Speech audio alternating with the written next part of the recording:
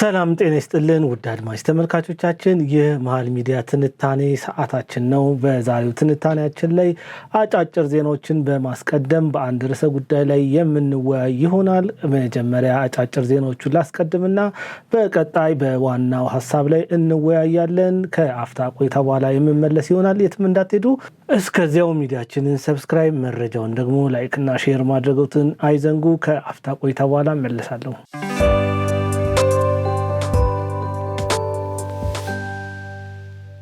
ተመልሻለሁ ውድ አድማጭ ተመልካቾቼ። ወደ መጀመሪያው መረጃ ነው የማልፈው። የፋኖ መሪ አስረስ ማረ ዳምጤ በምስራቅ ወለጋ ኪርሙ ወረዳ ተገኝቶ የሀገር ውስጥና የውጭ ጸረ ኢትዮጵያ ኃይሎች ጋር መገናኘቱ ተሰምቷል።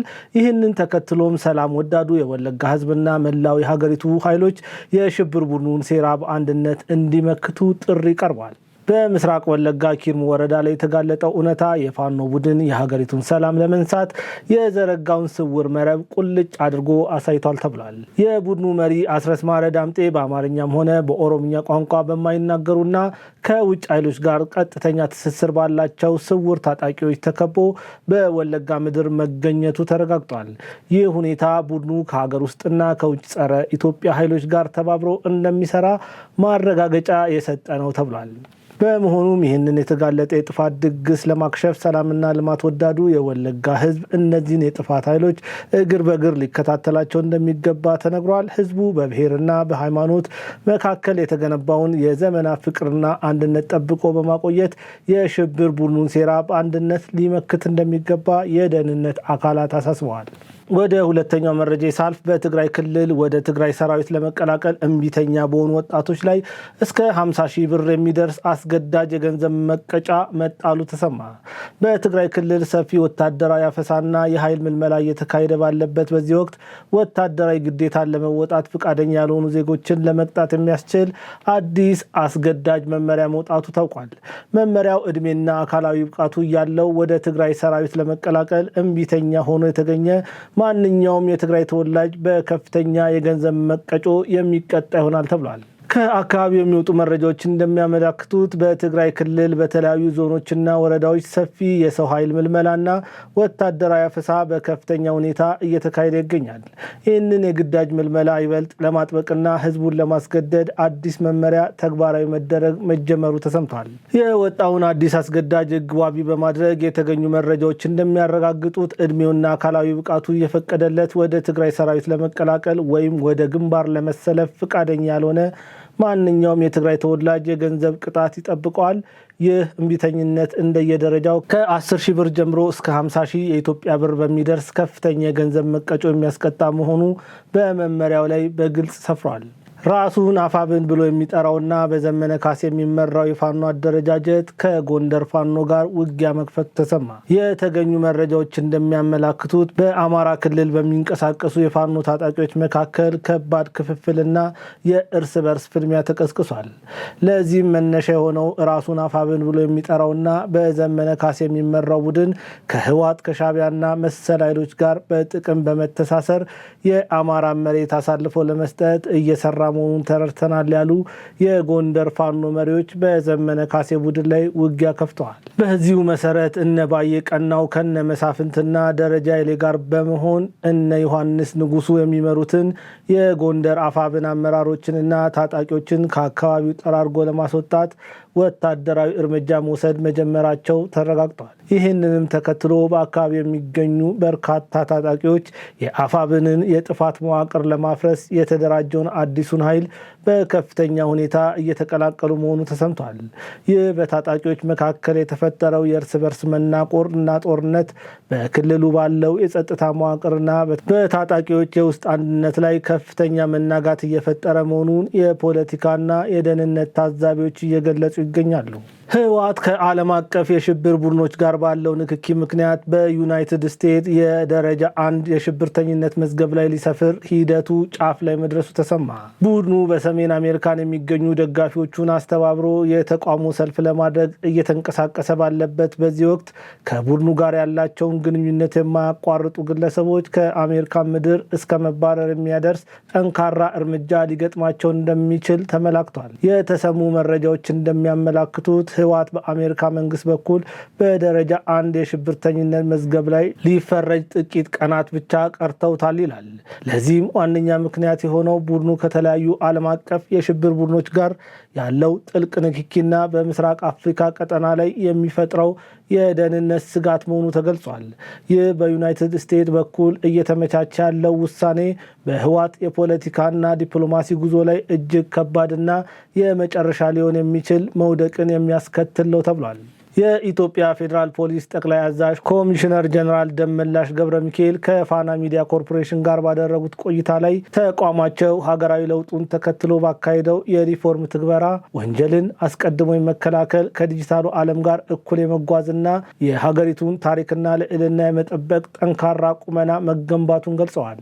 በተለይም የብዙዎችን ሕይወት እየቀጠፈ በሚገኘው ድንበር ተሻጋሪ የህገወጥ ሰዎች ዝውውር ላይ የተሰማሩ ተጠርጣሪዎችን ከመረባቸው ጋር ቁርጠኝነት በመያዝ ለፍርድ ማቅረቡንና ይህ ስኬታማ ተግባሩ በዓለም አቀፍ ተቋማት ዘንድ ከፍተኛ አድናቆት እየተቸረው እንደሆነ ጠቁመዋል።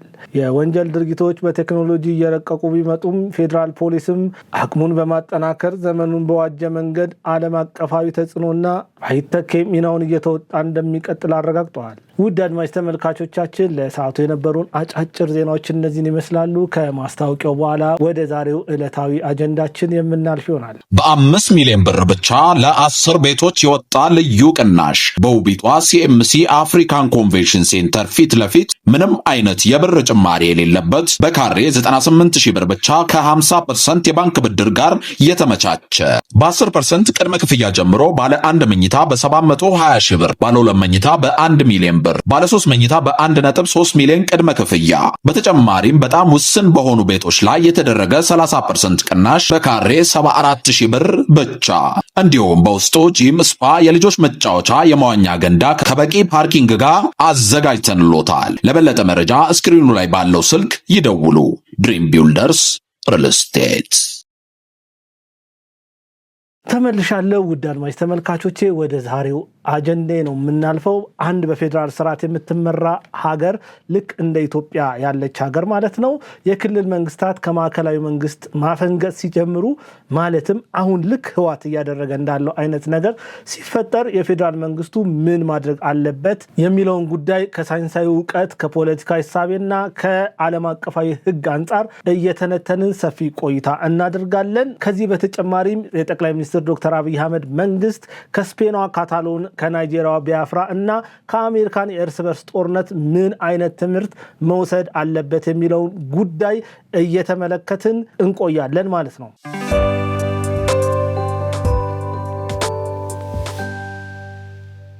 እሺ ውድ አድማጭ ተመልካቾቻችን ጠቅላይ ሚኒስትር ዶክተር አብይ አህመድ ህወሓትን ለማሸነፍ 4 አይነት መንገዶችን መጠቀም ይችላሉ። የመጀመሪያው ሳይንሳዊ ጥበብና ስልታዊ እርምጃዎችን በመከተል ነው።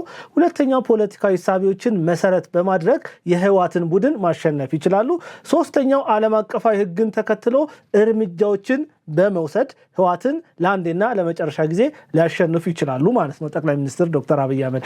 አራተኛው ዓለም አቀፋዊ ተሞክሮችን በመውሰድ በህወሓት ላይ እንዴት አድርጌ ይሄኛውን ጉዳይ ልተግበረው የሚለውን ሐሳብ በደንብ ከተረዱ በኋላ ይሄንን ተግባር ከፈጸሙ ህወሓት ለአንዴና ለመጨረሻ ጊዜ ደደቢት በረሃ እንደተመሰረተ እዛው በደደቢት በረሃ ያከትምለታል ማለት ነው። እነዚህን 4 ነገሮች ምንድናቸው የሚለውን ነገር ሰፋ አድርገን እንመልከት። አንደኛው ሳይንሳዊ ጥበብና ስልታዊ እርምጃ የሚለው ነው። ሳይንሳዊ ጥበብና ስልታዊ እርምጃ ስንል 3 አይነት መንገዶችን ጠቅላይ ሚኒስትር ዶክተር አብይ አህመድ እንዲከተሉ ፖለቲካ ሳይንስ ያዛቸዋል ማለት ነው። የመጀመሪያው የተፈጠረውን ቀውስ መለየትና መመደብ ያስፈልጋል። ምን ማለት ነው? ይሄ ያፈነገጠው ክልል ምን አይነት ፍላጎት አለው የሚለውን በደንብ ማወቅ አለባቸው ጠቅላይ ሚኒስትር ዶክተር አብይ አህመድ። ሌላኛው ማወቅ የሚገባቸው የህዝብ ድጋፍ አለው ወይስ በጥቂት የፖለቲካ ሊቃን የተመራ ጉዳይ ነው የሚለውን ሳይንሳዊ በሆነ መልኩ ማጥናት አለባቸው። ይሄንን ካደረጉ ህወሓትን ማዳከም ይችላሉ ማለት ነው። ሁለተኛው የፌዴራል መንግስቱ ጣልቃ ገብነት ነው። ፌዴራል ኢንተርቬንሽን ወይም ዳይሬክት ሩል የምንለው ጉዳይ ነው። የኢትዮጵያ ህገ መንግስት አስፈላጊ ሆኖ ሲገኝ የፌዴራል መንግስቱ በክልሎች ላይ ጣልቃ እንዲገባ ስልጣን ይሰጠዋል። ስለዚህ ይህንን ህግ ተከትሎ ጠቅላይ ሚኒስትር ዶክተር አብይ አህመድ በትግራይ ክልል ላይ ጣልቃ መግባት ይችላል ማለት ነው። ይሄ ጣልቃ ገብነት ግን ለዘላለም የሚቆይ መሆን የለበትም። ጣልቃ ገብነቱ ህጋዊና ጊዜያዊ ነው መሆን ያለበት ማለት ነው። ህወሓትን ለማሸነፍ ነው። ሶስተኛው የህግ የበላይነት ማረጋገጥ እንጂ የበቀል እርምጃ አለመውሰድ ነው። ይሄ ምን ማለት ነው? የፌዴራል መንግስቱ ዓላማው ክልሉን መቅጣት ሳይሆን ወደ ህገ መንግስታዊ መዋቅሩ መመለስ ነው። ሪስቶሬሽን ኦፍ ኮንስቲቱሽናል ኦርደር የሚለውን ነው ማድረግ ያለበት ፌዴራል መንግስቱ። ይህ ሳይንሳዊ ጥበብና ስልታዊ እርምጃን ይመለከታል። ስለዚህ ጠቅላይ ሚኒስትር ዶክተር አብይ አህመድ እነዚህን መንገዶች በመጠቀም በደብረ ጽዮን የሚመራውን ህወሓት ለአንዴና ለመጨረሻ ለመጣል ይችላሉ ማለት ነው። ሁለተኛው መንገድ ምንድነው ያለው? ፖለቲካዊ እሳቤዎች ናቸው። የጠቅላይ ሚኒስትር ዶክተር አብይ አህመድ መንግስት የሚከተሉትን ፖለቲካዊ ስልቶችን በመጠቀም ህወሓትን ማዳከም ይችላል። የመጀመሪያው ፖለቲካዊ መገለልን መፍጠር ነው። ፖለቲካል አይዞሌሽንን መፍጠር መቻል አለበት። የትግራይ ክልል መሪዎችን ከክልሉ ህዝብ መነጠል ማለት ነው። በሚገባ እየተሰራ ነው ይሄ ነገር። ለረጅም ጊዜ ይፈጃል። ለምንድነው የረጅም ጊዜ የሚፈጀው? ህወሓት ላለፉት በርካታ ዓመታት በትግራይ ህዝብ ላይ የጫነው ነገር ከባድ ስለሆነ ነው። ሁለተኛ እዚህ ላይ መሰራት ያለበት ጥፋቱ የህዝቡ ሳይሆን ጥቂት መሪዎች ናቸው የሚል ህዝባዊ ግንኙነት ወይም ፒአር መስራት ያስፈልጋል። በተደጋጋሚ ነው እንደዚህ አይነት ነገር መሰራት ያለበት። የትግራይ ህዝብ በፌዴራል መንግስቱ ላይ እምነት እንዲኖረው መደረግ መቻል አለበት።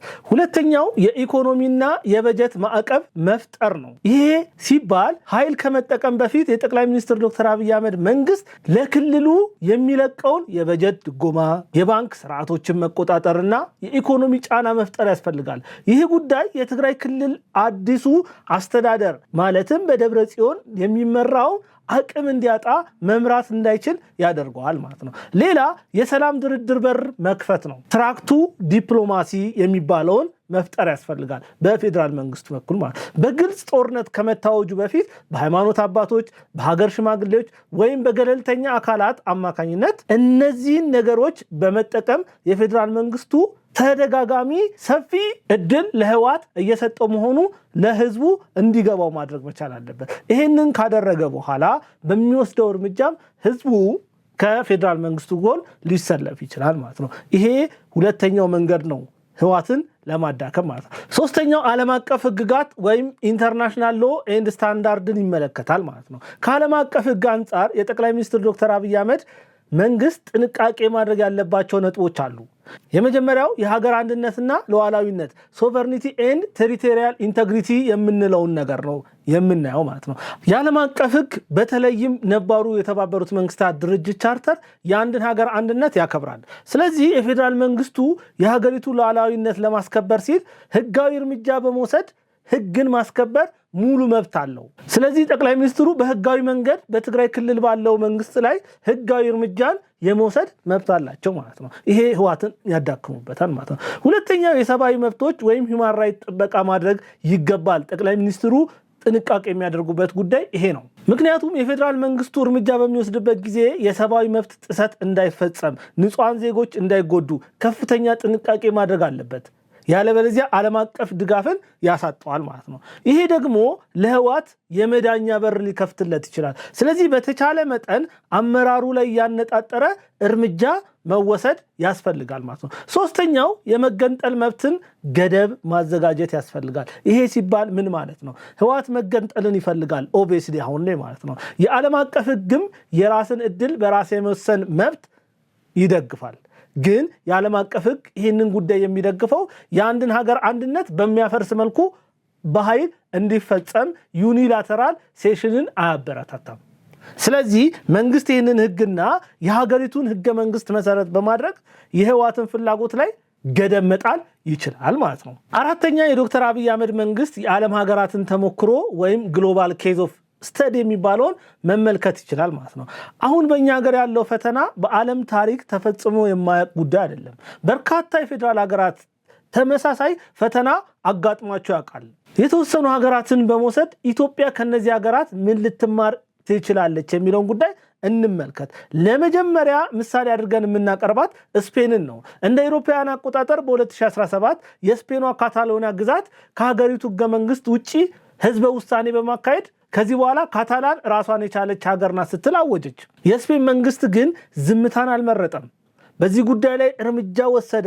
ምን አይነት እርምጃ ወሰደ የሚለውን ጉዳይ ስንመለከት የስፔን ጠቅላይ ሚኒስትር የህገ መንግስቱን አንቀጽ 101 በመጠቀም የካታሎኒያን የራስ ገዝ መብት በጊዜያዊነት አገደ። የካታሎኒያን መሪዎችን ከስልጣን አነሳ። የፌዴራል መንግስቱ በቀጥታ ካታላንን ማስተዳደር ጀመረ። ዳይሬክት ሩል መስጠት ጀመረ ማለት ነው። ከዛስ ውጤቱ ምን ሆነ? የስፔን መንግስት ኃይልን ሳይጠቀም በህግና በፖለቲካዊ ብልሃት ያፈነገጡ መሪዎችን ለፍርድ አቀረበ።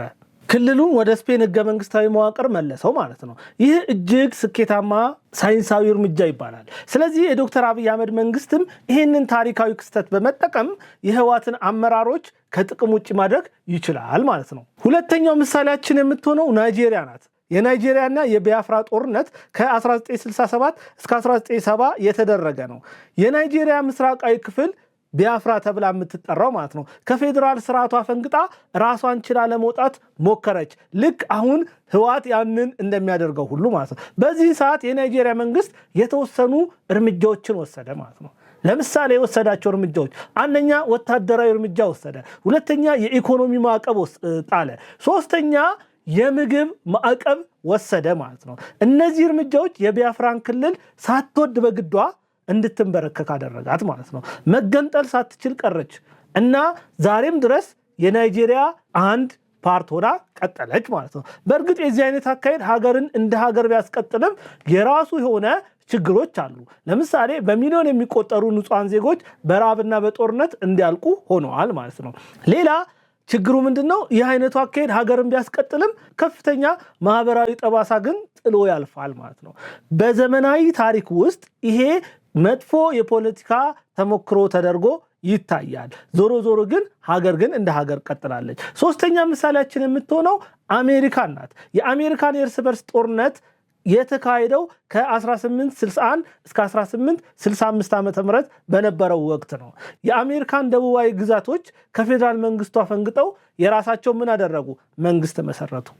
የዚህን ሰዓት ፕሬዚዳንት አብርሃም ሊንከን ነገሩን የተመለከቱት እንደ ሀገር መገንጠል አልነበረም፣ አመጽ እንደሆነ ነው ያሰቡት ማለት ነው። ስለዚህ እርምጃዎችን ወሰዱ። ስንት አይነት እርምጃ?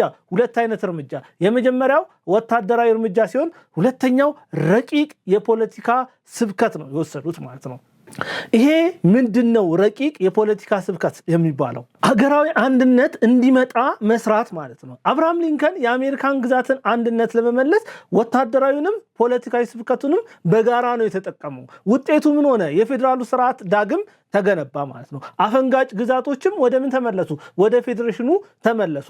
አሜሪካን ዛሬም ድረስ ታላቅ አገር ሆና ቀጥላለች። ስለዚህ ጠቅላይ ሚኒስትር ዶክተር አብይ አህመድ ይህንን አይነት መንገድ በመጠቀም የኢትዮጵያን ግዛቶች አንድነት መጠበቅ ይችላል። እነዚህ ሶስት ምሳሌዎች ለኢትዮጵያ ከበቂ በላይ ናቸው። ጠቅላይ ሚኒስትር ዶክተር አብይ አህመድ በደንብ በሚገባ እነዚህ ነገሮች ከተጠቀመ ህወሓትን ከትግራይ ህዝብ ነጥሎ መምታት ይችላል ማለት ነው። ይህንን ጉዳይ ጠቅለል እናድርገው እስቲ። የጠቅላይ ሚኒስትር ዶክተር አብይ አህመድ መንግስት ውጤታማ ለመሆን ምንድነው መጠቀም ያለበት? የብልጠት ኃይል ወይም ስማርት ፓወርን መጠቀም መቻል አለበት። የብልጠት ኃይል ወይም ስማርት ፓወር የሚባለው ምንድነው? ሁለት ነገሮችን በጋራ ይዛል። ሃርድ ፓወር እና ሶፍት ፓወር። ሃርድ ፓወር የምንለው የህግ የበላይነት ነው፣ በወታደራዊ እርምጃ ማለት ነው። ሶፍት ፓወር የምንለው ዲፕሎማሲያዊ ብልሃት ነው። ከዓለም አቀፉ ማህበረሰብ የሚገኝን ድጋፍ ለፌዴራል መንግስቱ በማድረግ ህወሓትን በዛ በኩል ተጎጂ እንዲሆን መስራት ይችላል ማለት ነው። ሌላ ጠቅላይ ሚኒስትር ዶክተር አብይ አህመድ መጠቀም ያለበት ስትራቴጂካዊ ቀመር በአፈንጋጩ ክልል ላይ የኢኮኖሚና የህግ ጫና መፍጠር፣ በጀት ማገድ፣ ህጋዊ እውቅናን መንሳት የመሳሰሉ ነገሮችን መጠቀም ይችላል። እየሰራም ነው፣ እያደረገም ነው። በነገራችን ላይ እኔ ይሄንን የማነሳበት ዋነኛው ምክንያት መንግስት ሳይንሳዊ መንገዶችን እየተጠቀመ ነው። ይሄንን ማህበረሰቡ እንዲያውቅ ነው። ሌላ የክልሉ ህዝብ ከፌዴራሉ መንግስት ጎን እንዲሰለፍ ሰፊ የፖለቲካ ስብከትና ማበረታቾች መስጠት አለበት።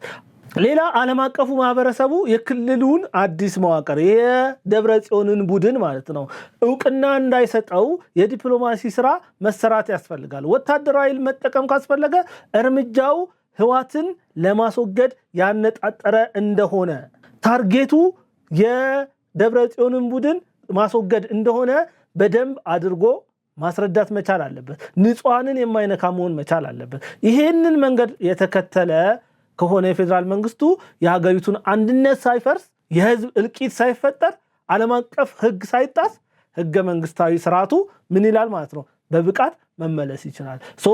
የፌዴራል መንግስቱ እነዚህ አይነት መንገዶችን በመጠቀም ዳግም የኢትዮጵያን አንድነት መመለስ ይችላል ማለት ነው። ውድ አድማጭ ተመልካቾቻችን ለዛሬ የነበረን ፕሮግራም ይህንን ይመስላል። በእኔ በኩል አበቃው። ቀሪ የመሃል ሚዲያ ዝግጅቶች ወደ እናንተ መድረሳቸውን ይቀጥላሉ። በ5 ሚሊዮን ብር ብቻ ለ10 ቤቶች የወጣ ልዩ ቅናሽ በውቢቷ ሲኤምሲ አፍሪካን ኮንቬንሽን ሴንተር ፊት ለፊት ምንም አይነት የብር ጭማሪ የሌለበት በካሬ 98,000 ብር ብቻ ከ50% የባንክ ብድር ጋር የተመቻቸ በ10% ቅድመ ክፍያ ጀምሮ ባለ 1 መኝታ በ720,000 ብር፣ ባለ 2 መኝታ በ1 ሚሊዮን ብር፣ ባለ 3 መኝታ በ1.3 ሚሊዮን ቅድመ ክፍያ። በተጨማሪም በጣም ውስን በሆኑ ቤቶች ላይ የተደረገ 30% ቅናሽ በካሬ 74,000 ብር ብቻ። እንዲሁም በውስጡ ጂም፣ ስፓ፣ የልጆች መጫወቻ፣ የመዋኛ ገንዳ ከበቂ ፓርኪንግ ጋር አዘጋጅተንሎታል። ለበለጠ መረጃ ስክሪኑ ላይ ባለው ስልክ ይደውሉ። ድሪም ቢልደርስ ሪል ስቴት